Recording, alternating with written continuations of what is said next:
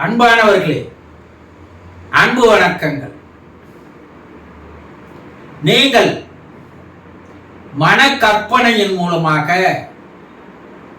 மகத்தான சாதனைகளை உங்களால் செய்ய முடியும்.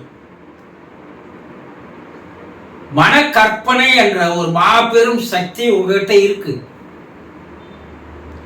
உங்ககிட்ட என்ன விதமான சக்திகள் எல்லாம் இருக்கு என்பதை ஒவ்வொரு நாளும் ஒவ்வொரு சக்தியை உங்களுக்கு எடுத்து கூறி வருகிறேன், இல்லையா? அளவுக்கு அதிகமான சக்திகளை, ஆற்றல்களை இறைவன் உங்களுக்குள்ள தந்திருக்கிறான். ஆனா அது எதுவுமே தெரியாம நான் வாழ்க்கையில கஷ்டப்படுறேனே, துன்பப்படுறேனே, என் கஷ்டம் எப்போ போகும், என் வறுமை எப்போ போகும், இப்படியெல்லாம் நினைச்சிட்டு இருக்கீங்க பாரு. அது உங்களுடைய அறியாமை தான். உங்க கஷ்டத்தை வேற ஒருத்தர் வந்து போக்க முடியாது. வேற யாருன்னா வந்து உங்க கஷ்டத்தை நான் ஏத்துக்கிறேன்னு சொல்லுவானா? கிடையாது. அப்ப ஏன் உங்க கஷ்டத்தை நீங்க தான் போக்கணும்?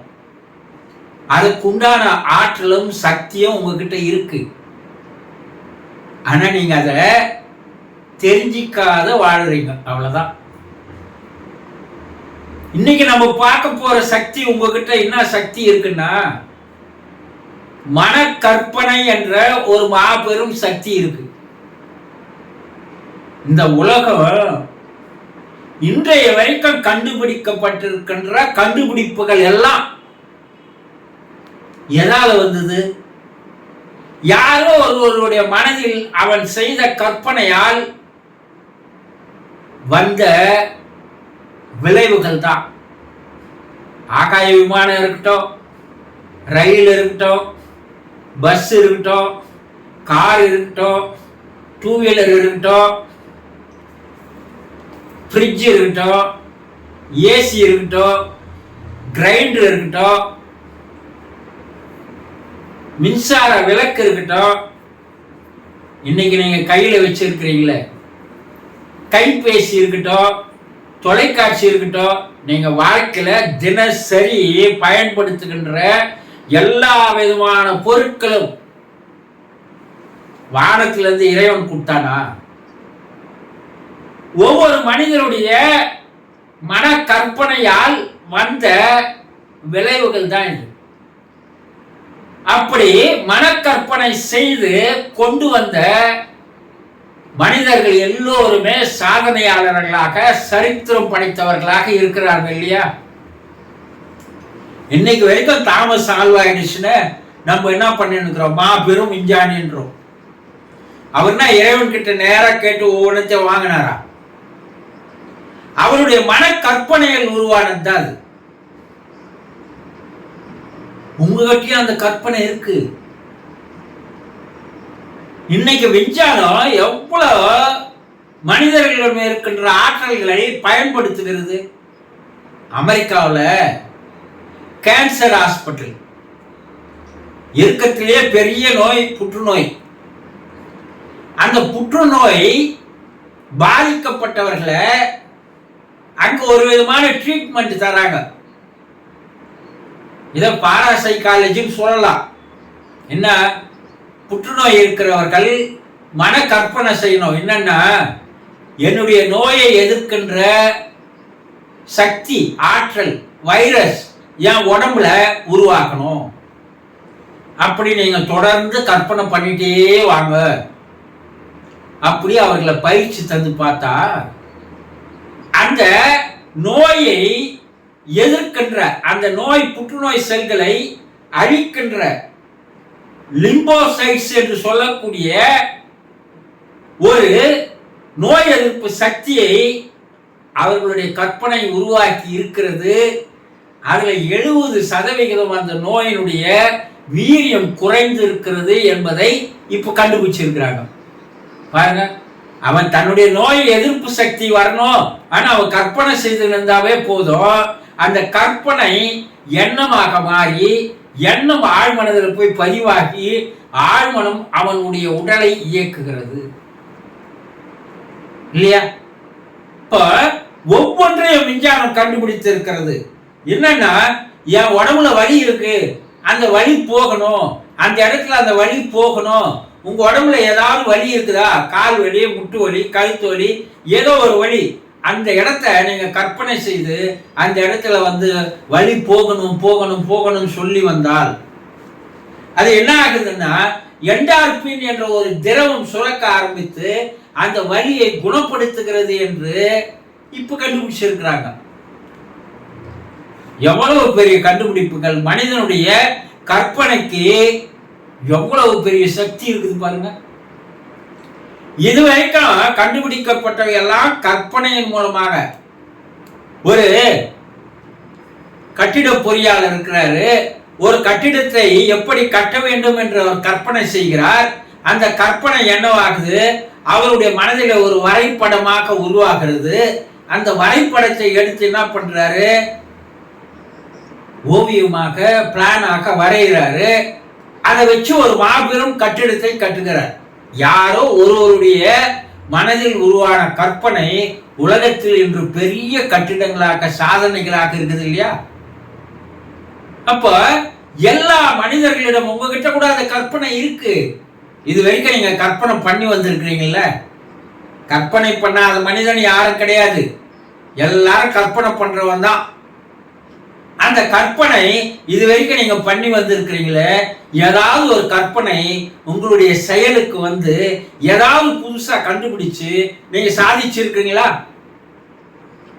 எங்க குருஜி, எங்களுடைய கற்பனை வாழ்க்கையினுடைய கஷ்டத்தை பத்தியே இருக்குது, எங்களுடைய கற்பனை வேதனையை பத்தியே இருக்குது, எங்களுடைய கற்பனை சோதனையை பத்தியே இருக்குது, அதானே சொல்லுவீங்க.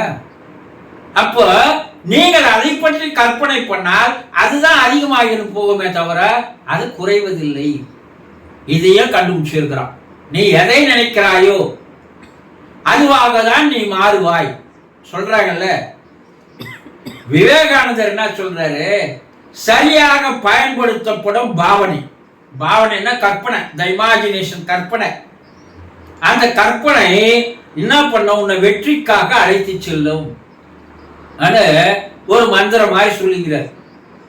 அப்ப நீங்களும் கற்பனை பண்ணி தானே இருக்கிறீங்க இது வரைக்கும். ஆனா உங்க கற்பனை எப்படி இருக்கு தெரியுமா? ஒரு குடிகாரன் ஒரு காலி பெட்டி எடுத்துக்கின்னு சுத்தி தொலையிட்டு கொண்டு அந்த காலி பெட்டியை தூக்கின்னு ரோட்ல நடக்கிறான். சுத்தி இருக்கிறவங்க கேக்குறாங்க, என்னப்பா அது, அதுக்குள்ள என்ன இருக்குது? அதுக்குள்ள கீரி புல்ல வச்சிருக்கிற. அப்படியா? எதுக்கு அந்த கீரி புல்ல? நான் குடிச்சுட்டா எனக்கு கற்பனை என்னை சுத்தி பாம்புகளா வர மாதிரி தெரிந்து அந்த பாம்புகளை பிடிக்கிறதுக்காக இந்த கீரி புள்ளைய வச்சுக்கிறான்றான். அந்த அட்டைப்பட்டிக்குள்ள கீரி புள்ள இல்ல, அவன் கீரி புள்ள இருக்கிற மாதிரி கற்பனை பண்ணிக்கிறான். அவன் குடிச்சா அவனை சுத்தி பாம்பு வர மாதிரி கற்பனை பண்ணிக்கிறான். இந்த கற்பனை கீரி புள்ள போய் அந்த பாம்புகளை, கற்பனை பாம்புகளை பிடிக்கிற மாதிரி கற்பனை பண்ணிக்கிறான். இப்போ உங்களுடைய கற்பனையும் இது போலதான் இருக்கு. தேவையில்லாத கற்பனைகள், பயனுக்கு இல்லாத கற்பனைகள், அறிவுபூர்வமான கற்பனைகள், ஆக்கப்பூர்வமான கற்பனைகளை யார் மனதிலே கற்பனை செய்கிறானோ அவன் வாழ்விலே மாபெரும் வெற்றியை அடைகிறான். கண்டுபிடிப்பெல்லாம் ஆக்கப்பூர்வமானது 1000 தான், அறிவுபூர்வமானது 100 இருக்கு.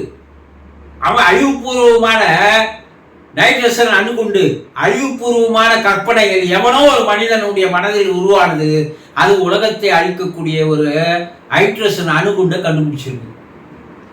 அப்போ அறிவுபூர்வமான கற்பனைகளை விட்டு விட்டு உங்க வாழ்க்கையில நீங்க ஜெயிக்கணும் இல்லையா, வெற்றி அடையணும் இல்லையா, சாதிக்கணும் இல்லையா, நல்ல சந்தோஷமா வாழணும் இல்லையா, வசதியா இருக்கணும் இல்லையா, இதானே எல்லாருடைய ஆசை. ஆனா அந்த ஆசையை நிறைவேற்றுகின்ற அந்த சக்தி உங்ககிட்டயே இருக்கு. உங்க கற்பனை எதை பத்தி இருக்குது? யாரோ திரைப்பட நடிகையை பத்தி இருக்கு, உபயோகம் இல்லாத அரசியல்வாதியை பத்தி இருக்கு. உபயோகம் இல்லாதவனெல்லாம் கற்பனையில் நினைக்கிறீங்க. அந்த கற்பனை உங்களை அழிவுக்கு கொண்டு போகிறது.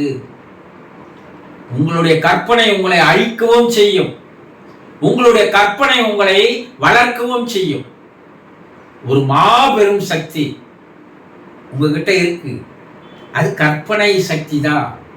அந்த கற்பனை சக்தியை ஆக்கப்பூர்வமான ஏதோ ஒன்றை கண்டுபிடிப்பதற்காக, ஏதோ ஒன்றை சாதிப்பதற்காக நீங்கள் அதை கற்பனை செய்து அந்த கற்பனையிலேயே நீங்கள் தோய்ந்து வருவீர்களேயானால் அந்த கற்பனையானது மனக்காட்சியாக, மனப்படமாக, வரைபடமாக உருவாக்கும்.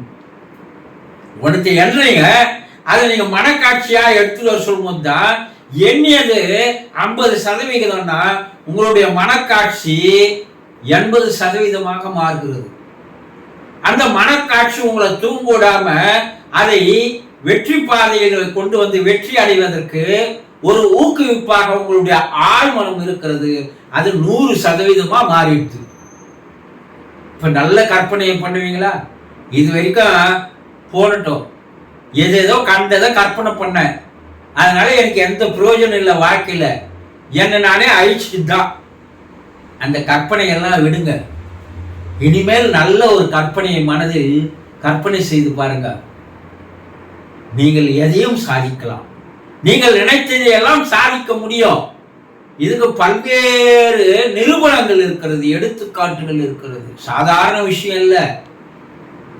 எல்லாமே நாம் பயன்படுத்துகின்ற காலையில் எழுந்ததிலிருந்து இரவு தூங்குற வரைக்கும் எல்லாமே மனிதனுடைய கற்பனையால் உருவான பொருள் தான் நம்ம பயன்படுத்தினோம்.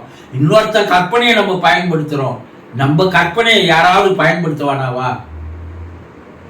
இந்த உலகத்துக்கு, இந்த ஊருக்கு ஒரு நல்ல ஒரு சேவையாக அந்த கற்பனை இருக்குவனாவா?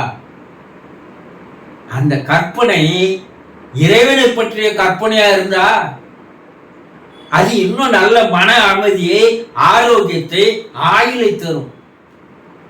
உங்க கற்பனை எப்படிப்பட்ட கற்பனையா இருக்க போகுதுன்றது இப்போது நீங்க தான் முடிவு பண்ணணும்.